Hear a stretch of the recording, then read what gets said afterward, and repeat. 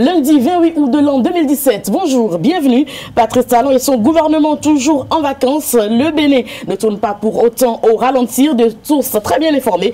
Le premier remaniement de la rupture est imminent. Le chef de l'État pourrait revenir avec la liste du nouveau gouvernement. On annonce l'entrée de Baobab politique. Deux axes pour le débat.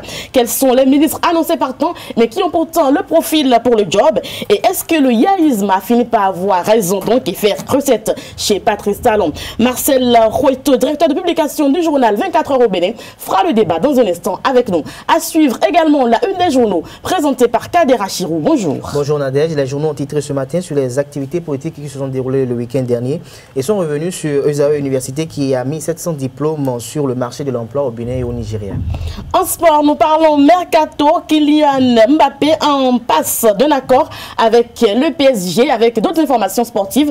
Dans un instant, le journal sera présenté par Aude Guézodier. Bonjour. Bonjour Nadège. Nous parlerons du démarrage effectif des examens nationaux ce jour et de la cérémonie de remise de diplôme de l'université ESAE. Bienvenue, bonjour. Voici la pub. Papa. Oui, ma fille. Tu sais, je t'ai dit qu'après mon bac, je veux devenir journaliste reporter d'images, non? Papa, tu penses m'inscrire où? ESAE. ESAE, papa. Waouh! Maman, maintenant que j'ai eu le bac, je veux faire les finances et trésors. Tu comptes m'inscrire où? ESAE, beau-fils. ESAE? Oui, maman! Papa, Oui. tu sais qu'après mon bac, je vais être diplomate, non? Et tu comptes m'inscrire dans quelle université? Mais ESAE, naturellement. ESAE? À ESAE, vous êtes bien formé dans les filières comme administration du travail et de la sécurité sociale, administration générale et territoriale, administration des impôts, gestion des marchés publics, planification et développement local, droit et sciences politiques, sciences économiques et de gestion. ESAE, c'est aussi sa télé numérique ESAE TV et son journal L'Informateur. ESAE, c'est à Bedjromede, 3e rue après le carrefour 16 ampoules allant à Jericho. Numéro de téléphone 98 98 14 00 96 80 55 11 90 93 65 21. ESAE, l'excellence a un nom. Kader Achirou, à nouveau bonjour. À nouveau bonjour Nadège, chers amis internautes, bonjour. Nous démarrons par le quotidien L'Informateur qui titre réception de diplômes de fin de formation. ESAE met 700 diplômés sur le marché de l'emploi du Bénin et du Nigeria. Toujours avec le quotidien L'Informateur, repositionnement et conquête politique de la 19e circonscription électorale, la guerre PRD-ASG est allée au grand jour. La nation à présent, 2473 candidats à l'assaut des épreuves. C'est aujourd'hui le démarrage des examens nationaux de licence au Bénin. Toujours avec le quotidien national d'information. Nouveau deuil dans la famille des artistes. Le chantre Apollinaire Soglo n'est plus. Fraternité à présent. Réflexion de l'honorable Louis Vlavonou, la conscience des travailleurs de la santé interpellés. Serment d'Hippocrate ou d'hypocrisie, c'est une grosse interrogation en manchette du Canard. Les pharaons, cabale gratuite contre le DG de la Sobemap quand le management dynamique de Mbena Amoussou gêne. Le matin libre qui titre en manchette ce jour. Appel lancé à Patrice Talon pour sauver le Bénin. Le FSP exige des états généraux. L'opposition dresse un bilan désastreux de la rupture. Toujours avec Matin Libre. Talon utilise l'administration publique à sa guise. Dossier ARCEP Bébécom, un cas patent. Nord-Sud quotidien à présent. Pour évaluer les contraintes du développement économique du Bénin, une étude sur le diagnostic institutionnel est lancée. Le challenge, importante décision politique à la renaissance du Bénin. Abraham Zizindokwe et les Rouézérouais renforcent la mouvance du président Patrice Talon.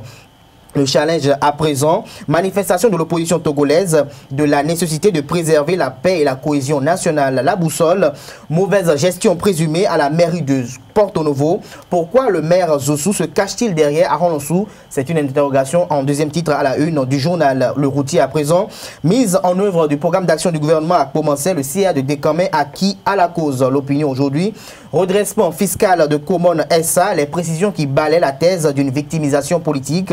La lutte contre l'évasion fiscale vise des entreprises débitrices de l'État et non des hommes. Nouvelle expression, rentrée gouvernementale, de nombreux investissements attendus pour le financement du PAG. Les 4 vérités, récentes manifestations du PNP au Togo.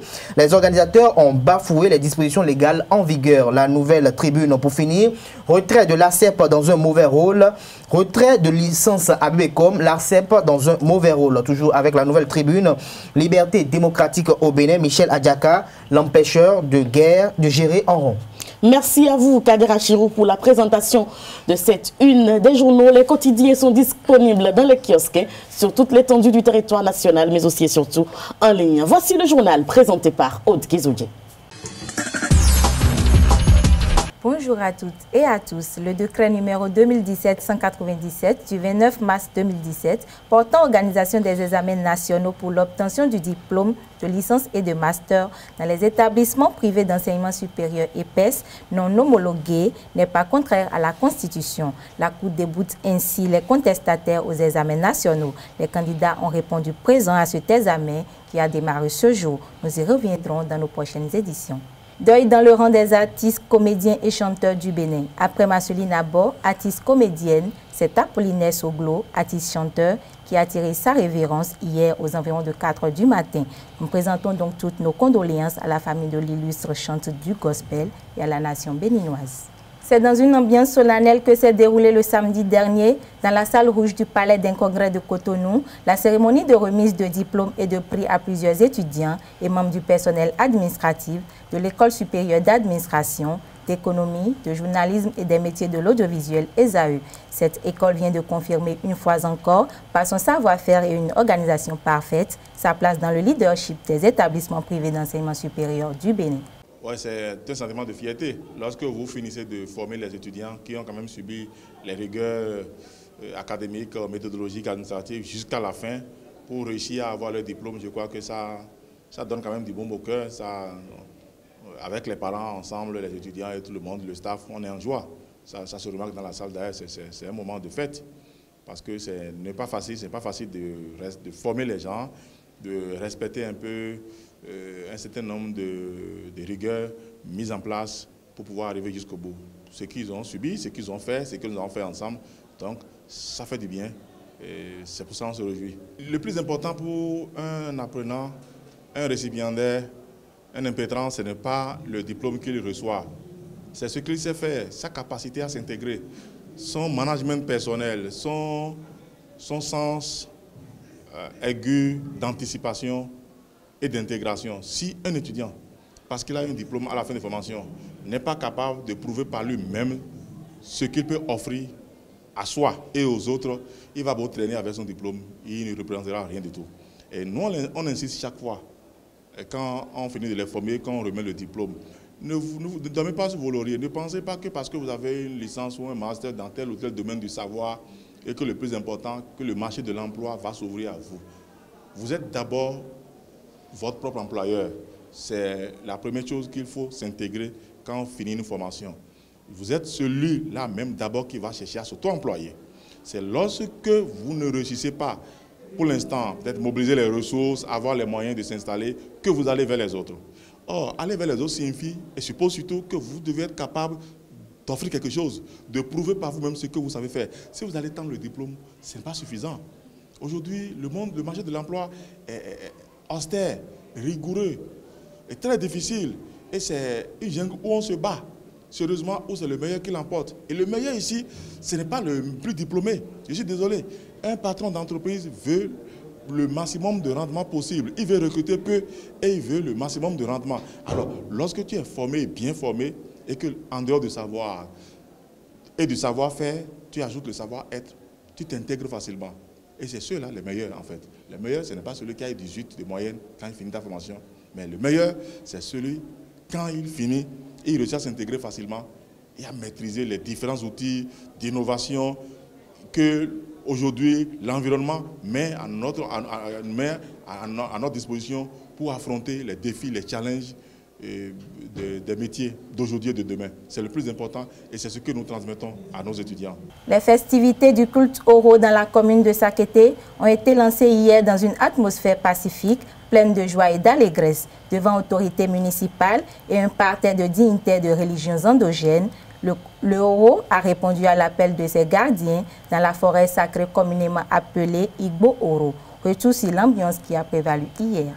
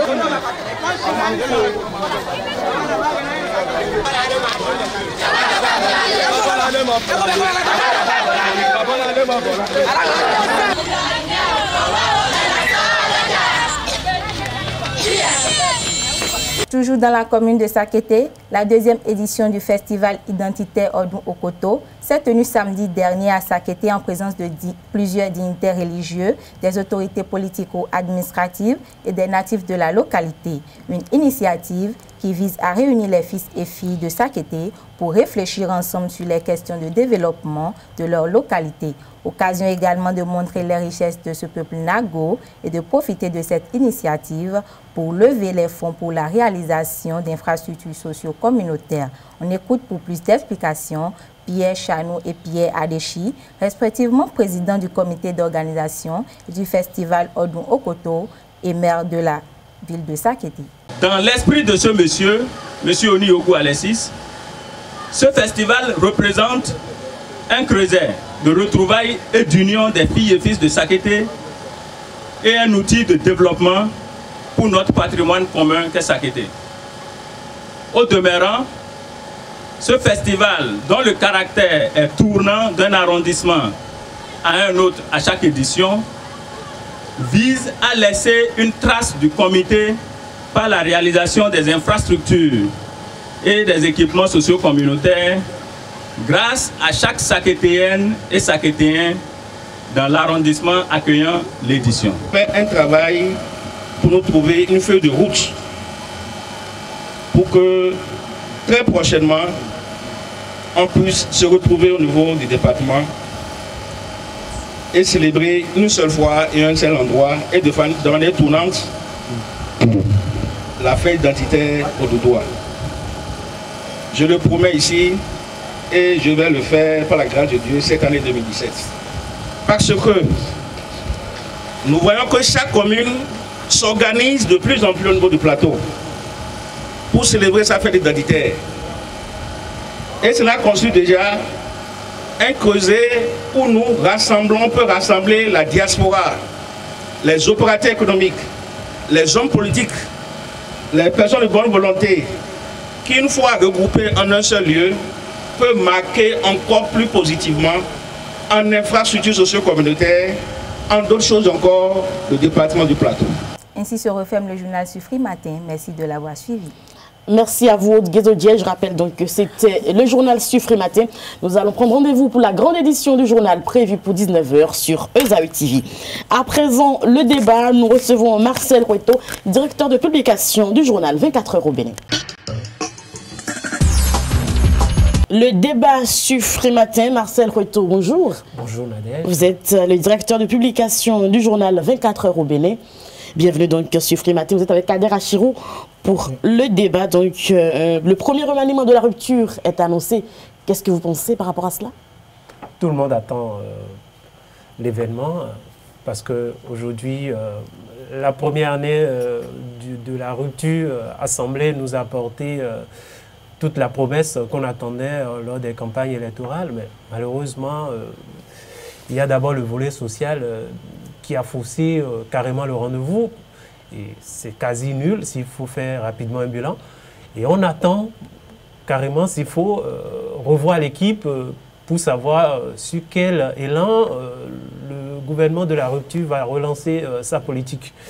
Et là, tout le public, tout le peuple béninois a les regards tournés vers là. Il y a le problème avec la crise avec Sébastien Adiavon, avec ces 3 ministres. Est-ce que les ministres seront mis de côté? Est-ce que c'est carrément le divorce entre les 2 personnalités ou carrément il va maintenir ces 3 ministres? Tout le monde attend. On annonce également d'autres personnes qui sont restées très proches du chef de l'État, qui pendant longtemps ont travaillé avec lui, mais qui dans son premier gouvernement n'étaient pas au rendez-vous. On attend de voir comment est-ce que ça va se faire à son niveau. Et après sa toute première année de gestion du bien public, tout le monde s'attend à ce qu'il y ait un grand changement. Un changement parce qu'on a l'impression que le gouvernement en place a tendance à travailler tout comme s'il gérait un peu son entreprise, comme on a vu faire. Et on l'assimilait un peu à la politique que certains déjà ont tendance à appeler le capitalisme dur et pur. Alors que quand vous gérez le bien public, quand vous avez un peuple comme le nôtre à gérer, il faut toujours s'appuyer surtout sur ce qu'on appelle le volet social. Et comme je le disais tantôt, ce volet social a manqué au rendez-vous. Ce qui fait qu'on attend carrément qu'il y ait un grand changement au sein de cette équipe. Et il est bien vrai qu'il y aura beaucoup de ministres qui vont partir, il y aura qui vont rester. Mais quand on doit aller dans les détails au niveau de chaque département ministériel, je pense qu'il y a des ministres qui, quoi qu'il arrive, ne seront pas touchés. Et on a vu, puisque le chef de l'État nous a toujours semblé présenter un visage de quelqu'un de prévisible, parce qu'on l'attendait déjà ce week-end, on ne l'a pas eu. On attend de voir comment est-ce que ça va se faire, puisque ce serait un peu trop prétentieux de vouloir dire rigoureusement ce qui va se passer à ce niveau. Voilà. Kader Achirou. Oui, c'est vrai que l'équipe gouvernementale est à renouveler. Il n'y a pas de doute à se faire à ce niveau. Il y a les ministres de Sébastien Germain Adiavon qui doivent partir normalement. Mais qui peuvent ne pas partir aussi. Je peux dire peut-être qu'ils ne partiront pas tous, mais je suis sûr qu'il y a certains qui vont partir quand même. Je ne vais peut-être pas dévoiler les noms. Parce que, qu'on le veut ou non, que vous vous souvenez, Sébastien Germain Adiavon avait rappelé ses ministres à l'époque. Et les 3 ayant trouvé, je ne sais pas quel miel à la rupture, n'ont pas voulu rompre avec la rupture. Par rapport, comment on appelle, à Patrice Talon qui doit revoir sa stratégie gouvernementale, il faut quand même dire que Patrice Talon est quelqu'un de quand même un peu fidèle en amitié et fidèle en relation, avec ses relations avec ses collaborateurs. Patrice Talon n'est pas du genre à relever du jour au lendemain quelqu'un comme ça, de façon tous azimuts, sans peut-être une faute grave observée ou bien qui a été commise. Donc je pense que l'homme est toujours là à réfléchir, à voir qu'il faut enlever, qu'il ne faut pas enlever. Est-ce qu'il faut enlever sa Kalafia? Est-ce qu'il faut le garder? Est-ce qu'il faut enlever peut-être le ministre des Infrastructures? Est-ce qu'il faut enlever, comment on appelle, le ministre de l'enseignement primaire? Tout ça là, c'est dans ces calculs en train de voir. Maintenant, si je l'enlève, qui rentre, qui va rentrer? C'est vrai qu'il y a beaucoup de ténors du parti du Renouveau démocratique, PRD, qui s'annoncent quand même dans le prochain gouvernement. Mais est-ce que ce sera réellement une réalité? Parce que n'oublions pas qu'il s'agit de Patrice Talon. Quand on entend Patrice Talon, il ne s'agit pas de Boni Yahi ou Dame Rumeur confirme toujours ce qui est. Avec Patrice Talon, il faut s'attendre au pire. Nous avons aussi la Renaissance du Bénin qui est en train de quand même faire allégeance quand même au pouvoir. Nous avons Abraham Zinoroué, des voix annonce aussi l'entrée par exemple de Louis Katroko au gouvernement. Il y a tout un chamboulement qui est là. Et je pense que tout cela est peut-être la source du fait que Patrice Talon n'est pas encore présent au pays, parce que qu'on le veut ou non, il s'attelle à cela. Et lui-même, il est conscient, comme l'a noté tout à l'heure Marcel. Vous savez, l'équipe actuelle est peut-être l'équipe qui a enrhumé notre cheval du nouveau départ, qui n'a pas vraiment pris un nouveau départ pour arriver à une bonne arrivée. Aujourd'hui, nous sommes... vous savez, qu'on le veut ou non, les gens diront aujourd'hui que Patrice Talon a géré mal le pays, Patrice Talon a mal fait, mais je me dis parfois...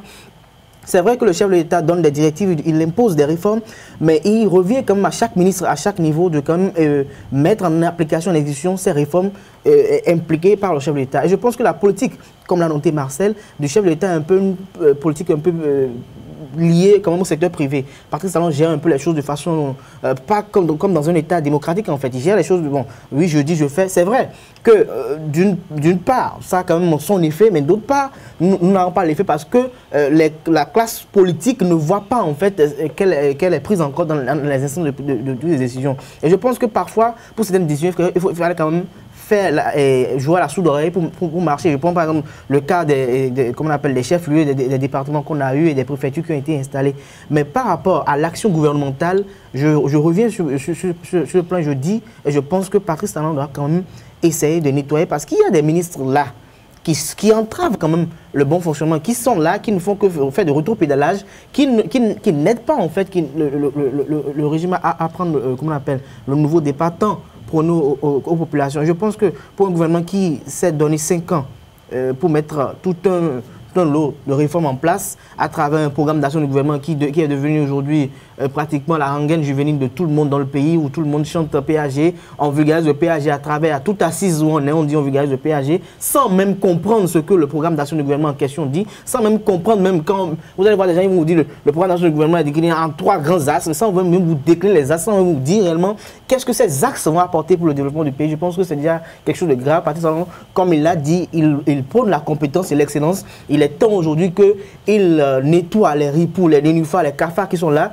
et qu'ils mettent aujourd'hui au service du peuple béninois, au service de l'administration publique, les vraies compétences, les vraies personnes qui vraiment, si elles doivent vulgariser ce PAG, puissent vraiment aller devant les populations, parler du programme d'action du gouvernement comme s'ils ont participé à son élaboration. Je pense que c'est de ça que le peuple béninois a besoin, plutôt que des plaisantins et comédiens qu'on assiste aujourd'hui. Marcel Reuteau, est-ce que vous pensez qu'il est temps que les politiciens entrent dans le jeu, parce qu'on avait l'impression que c'était un gouvernement beaucoup plus technique, que c'est un gouvernement technique qui est là. Maintenant, la politique va entrer dans le jeu, on va voir ce que ça va donner. Forcément, il a besoin de ça parce qu'à un moment donné, vous savez, ils l'ont soutenu et ça fait partie des promesses. Et rappelez-vous également, au second tour des élections, il y a eu un accord qui a été signé entre un groupe de politiciens qui se sont ralliés rapidement à lui et ensemble, ils ont mené la bataille. Mais vous savez, quand vous gérez le pouvoir, c'est un système un peu pyramidal. À la base, il y a plein de gens qui sont derrière vous, mais progressivement, quand vous remontez vers le sommet, c'est une seule personne. Et cette personne a tendance à regarder vers le bas et choisit dans tout ce lot qu'il a en dessous de lui. Et c'est ce qui se passe au fait. Il a ce problème de choisir. Maintenant, il se retrouve entre compétences pour pouvoir aller vers l'objectif qu'il s'est fixé et la promesse qu'il a donnée à tout ce monde-là.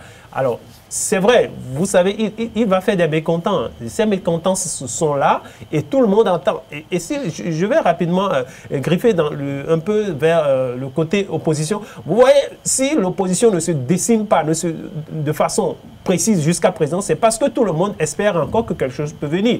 Il ne faut pas que je m'agite, il ne faut pas que je me déclare, et là je risque de tout perdre. Et quand vous êtes face à un groupe qui ne parle pas trop, qui n'aime pas trop communiquer, qui est vraiment très pondéré, vous êtes obligé de faire beaucoup attention, de rester calme et de voir ce qui va se passer. Donc, ce qui fait que tout le monde est là, calme, à attendre, mon tour viendra où je vais pouvoir... Vous pensez que ce gouvernement-là peut sonner maintenant on pourra maintenant avoir une position claire après ce gouvernement-là?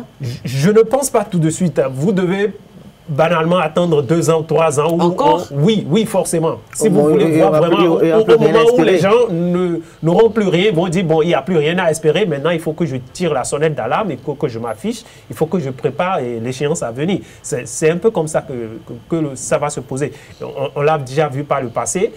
Maintenant, le vrai problème pour lui, actuellement, c'est comment faire pour pouvoir gagner la confiance du peuple, parce que pour le moment, le peuple béninois n'a pas eu ce qu'il attendait de lui. Et souvenez-vous également, après quelques mois à son arrivée, il est monté au créneau, il a dit même que vous devez patienter le temps que le repas ne soit prêt. Et tout le monde attend que ce repas soit prêt. On ne sait pas quand est-ce que le repas sera prêt. Alors, il y a des compétences du gouvernement qui pourraient partir. Hein. On a nos politiques. Il faut toujours comprendre une chose. Quand vous êtes en politique, attendez-vous à ce qu'on vous enlève pour rien du tout, au moment où vous ne l'attendiez pas. il a des gens, comme je le disais tantôt, derrière qu'il doit annoncer. Donc, il faut changer l'équipe. Mais il y aura des points stratégiques. Si vous prenez par exemple quelqu'un comme le ministère du Développement, ce n'est pas un département où il faut changer les gens n'importe comment, parce que ça coordonne carrément tout ce qui reste au plan du développement. Et comme je le disais, surtout quand vous avez un volet social qui ne donne pas pour le moment grande chose, quand vous sautez à ce niveau-là, tout de suite, vous risquez de bouleverser beaucoup de choses. Il est obligé de faire avec certains, mais il y aura d'autres incontestablement qui vont partir. Quand je prends par exemple la polémique sur le coton, ça va forcément affecter le ministère de l'Agriculture, parce que si vous n'arrivez pas aussi à protéger un peu ce qui se passe autour de vous pour que l'on puisse gérer tranquillement, ça forcément ses conséquences, ça va faire partie. Et vous savez vous également que ce ministère a été attribué à celui que vous connaissez, à l'homme d'affaires Sébastien Adjamon. Donc lui, il est carrément sur une chaise éjectable. Ça risque de le mettre dehors. C'est une grande difficulté, quoi. Oui, c'est une grande difficulté. Et tout le monde s'attend à ce que... Parce que là, c'est un secteur que, quand vous prenez le coton, que le chef de l'État maîtrise parfaitement. Donc, il ne va pas vouloir avoir toujours des problèmes à ce niveau. Ça risque de lui créer des ennuis. Il faut qu'il mette quelqu'un qu'il maîtrise, avec qui il va travailler. Et moi, je pense aussi que la majorité des ministres, même leur action, tout ce qu'ils mènent comme programme provient du palais.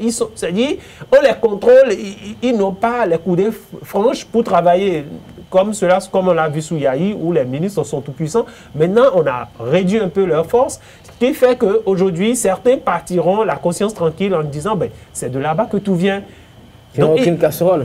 Voilà, c'est de là-bas que tout vient. Donc, nous n'avons pas la preuve. Vous avez vu comment Candice Azanahi est parti parce qu'à un moment donné, il était ministre délégué et lui ne s'attendait pas à être un ministre délégué. Il voulait travailler librement, poser les actions parce qu'il se dit, je suis à la tête d'un département très sensible où il faudrait que je travaille. Alors, il y aura également d'autres comme ça que nous ne maîtrisons pas tous et qui, forcément, à un moment donné, seront obligés de dire, bon, si je n'ai pas à m'accrocher, il faut que je m'en aille parce que je ne faisais pas grand chose, tout venait de là-bas. C'est un peu comme ça. Et concernant les femmes, est-ce que vous pensez que le président va penser quand même à plus de femmes dans son gouvernement? Ça pourrait l'aider. Là où il y aura un peu je ne dirais pas un comportement particulier par rapport au régime précédent, c'est que Boni Yahi, à un moment donné, nous donnait même des pourcentages. Par contre, ici, rien de tout ça. On a attendu, personne ne sait combien de femmes on va retrouver dans le gouvernement. Il n'a donné aucune promesse au peuple pour dire, voilà, il y a telle proportion qui est réservée à la femme. Donc, attendez-vous à tout, surtout que depuis, on s'est rendu compte qu'on est avec un chef d'État que vous ne pouvez pas cerner tout de suite dans son plan d'action. Il est carrément imprévisible, il aime ça et il peut vous surprendre en intégrant plusieurs femmes, comme en retirant toutes les femmes aussi. Voilà, on l'espère seulement que lui, il n'est pas du genre à sonner le slogan « Je vous aime, je vous adore ». On l'a constaté tout de suite. Je dirais que Patrice Talon, même déjà au lendemain de sa victoire, de son élection présidentielle, il avait déjà dit que ses premiers gouvernements seront formés que de technocrates, que les critères régionaux de tel quota pour le sud, tel quota pour le nord, le nombre de femmes dans le gouvernement, il avait déjà dit que ça ne ferait pas, il n'en ferait pas une priorité pour l'heure, parce que à l'époque, comme lui aussi, il a même lui le dit, le pays est à terre, l'heure est grave, et il faut retrousser les manches pour aller au travail. Je pense que ces manches sont toujours retroussées. On a vu les manches même retroussées déjà un peu partout, même pendant les vacances. Ils se promenaient pour quand même chercher le financement pour le programme d'action du gouvernement tant chanté. Donc on espère quand même que dès son retour, quand même, on va connaître une rupture avec l'ancienne rupture pour prendre maintenant un nouveau départ pour qu'à in fine, le Bénin soit révélé. Mais le problème qui va se poser au niveau du choix des ministres, c'est le problème de compétences. Parce que Patrice Talon aujourd'hui, qui a décidé aujourd'hui de faire la politique, se voit entre, je sais pas, dans un dilemme. Parce qu'aujourd'hui, nous avons ce qui va appeler la compétence des technocrates et ceux de la compétence politique. Des gens qui, quand ils seront dans son gouvernement, lui apporteront quand même une forte adhésion des populations et des gens qui seront là vraiment pour booster l'action gouvernementale. Et dans ce cas de figure, nous allons verser vers la refondation, verser vers le changement parce que déjà, nous assistons déjà à une forme révélée de la refondation avec cette vulgarisation du PAG qui a commencé par naître au lendemain de l'échec cuisant du projet de révision constitutionnelle. Alors, nous allons assister, puisque si vraiment, tel qu'il est annoncé, que les politiques vont intégrer le gouvernement de Patrice Talon, je pense que quand un politique est quelque part, il est que là, que pour faire de la politique, même s'il est nommé pour une action administrative. Si vous prenez quelqu'un qui est chef de parti, attendez-vous à ce que chaque fois il a organisé des meetings. Et quand on va organiser des meetings, nous allons nous retrouver. Déjà, nous avons même déjà des pasteurs qui organisent déjà des messes au nom du chef de l'État. Nous allons nous retrouver encore dans la même dynamique que Bouniaï, dans tout ce que nous avons déploré à Bouniaï, dans tout ce qu'on a refusé à Bouniaï. Mais là encore, je dis, et comme Marcel a souligné tout à l'heure, Patrice Talon est très versatile. Vous allez constater très bientôt qu'il va mettre un thème à cela, comme il l'a fait pour ceux qui voulaient faire la marche récemment à Cotonou pour dire une marche de soutien. Il a interdit. Vous allez voir également comment il va trouver encore une manière de façon un peu subtile d'interdire un peu ces choses pour que quand même ce qu'il rêve, pour que son rêve, c'est-à-dire porté en triomphe au lendemain, en 2021, que ce rêve soit concrétisé et réalisé. Marcel Retour, donc le yaïsme a fini par faire école chez le président Talon, petit à petit, on remarque quand même. Non, mais, déjà, je vais vous surprendre en disant que j'ai discuté avec certaines personnalités averties qui me disent qu'eux, ils assimilent ce gouvernement à un Yahi 3. Ça va vous surprendre que je sorte ce thème. Parce que quand vous voyez un peu, les gens ont à tort attribué à Yahi d'avoir mal géré la fin de son dernier mandat. Mais quand vous faites un peu le rapprochement, vous vous rendrez compte qu'avec le début du premier mandat de Yahi, vous vous rendrez compte que c'est la même équipe qui travaillait en dessous de Yahi. Et après, quand Yahi est parti, Patrice Talon étant quelqu'un de très fidèle en amitié, est revenu. Mais c'est des gens qui, à un moment donné, se sont retirés de la scène, de celle qu'on ne les voyait pas. Donc, ce sont ces personnes qui conseillaient en réalité Yahi dans ses actions, qui sont revenus un peu plus tard maintenant, ce qui fait qu'on est obligé d'assimiler parce qu'il a voulu aller dans un premier temps en faisant réellement ce qu'on appelle la rupture. C'est-à-dire, je viens avec mes idées, je viens avec mon plan d'action, je viens avec mon programme personnel qui n'a rien à voir avec le passé. Et tout de suite, il s'est rendu compte que ça n'a pas pris. Personne n'a apprécié ce qu'il faisait. Il est obligé maintenant de revenir sur certaines actions qu'on a déjà vues par le passé. La preuve, à un moment donné, il n'y avait plus de communication. Mais il est revenu dire, maintenant nous allons faire la communication. Parce qu'il s'est rendu compte que sans cette communication, nous travaillions, mais personne ne savait ce qu'on faisait. Et on nous taxait de travailler en sourdine, où on ne comprenait rien de tout ce qu'on faisait. Aujourd'hui, il est revenu sur ça. De la même façon, il va revenir sur d'autres actions qu'on a déjà vues par le passé, mais peut-être que la méthode ne sera pas la même. Et il va essayer de changer un peu les choses. Mais de toutes les manières, qu'on veuille ou non, nous n'aurons pas une politique extraordinaire qu'on n'a encore jamais vue au Bénin.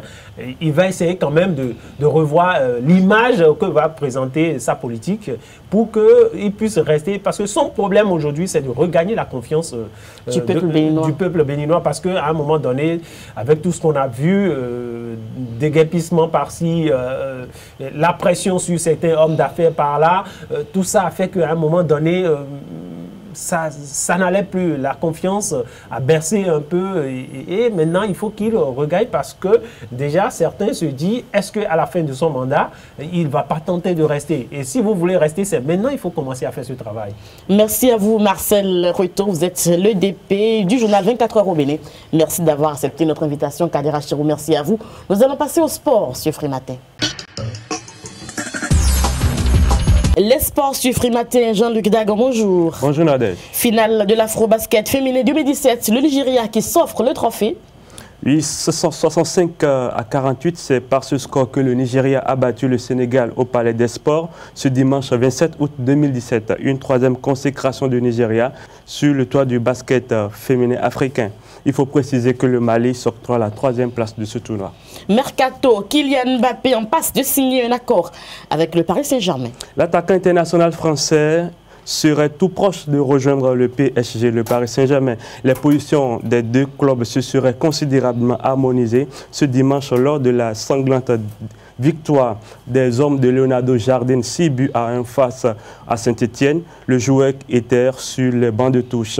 D'après plusieurs sources concordantes, Kylian Mbappé serait parisien d'ici quelques heures. Et puis quelques résultats des championnats européens du week-end. Ah oui, nous allons démarrer tout de suite avec la Ligue 1 où Monaco a battu Marseille 6 buts à 1, Paris a battu Saint-Etienne 3-0, Chelsea, cette fois-ci nous sommes en Angleterre, Chelsea a battu Everton 2-0, Liverpool écrase Arsenal 4-0, Real Madrid a a battu Valence. Non, le Real et Valence se sont neutralisés 2 buts partout. Barcelone a battu Alaves 2-0.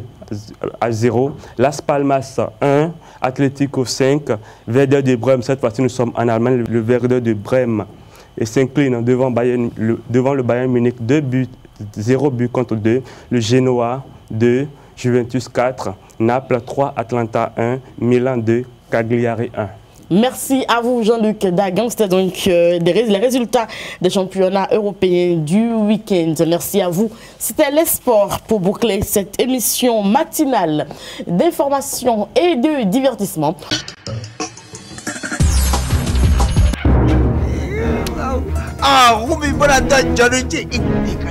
Suspense.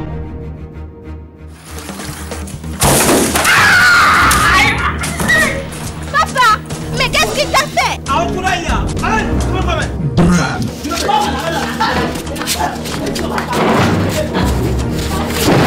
Action, humour, tout ceci est au rendez-vous dans ce nouveau film. La cour de bazar, la cour de bazar.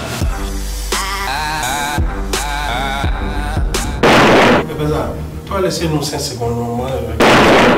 Vous avez pas tout. Je sors pour aller faire. Mais toi, tu mélanges tout sur la même cour. Ceci n'est rien d'autre que le retour sur la scène de Oncle Bazar avec son ciné-club OB Productions. Et cette fois-ci en version DVD. Je vous dis bien en version DVD. Procurez-vous de ce nouveau DVD de Oncle Bazar dans tous les discothèques, les pharmacies, les supermarchés, même à la poste du Bénin au prix habituel de 1000 francs CFA. Et vous aurez de quoi vous distraire.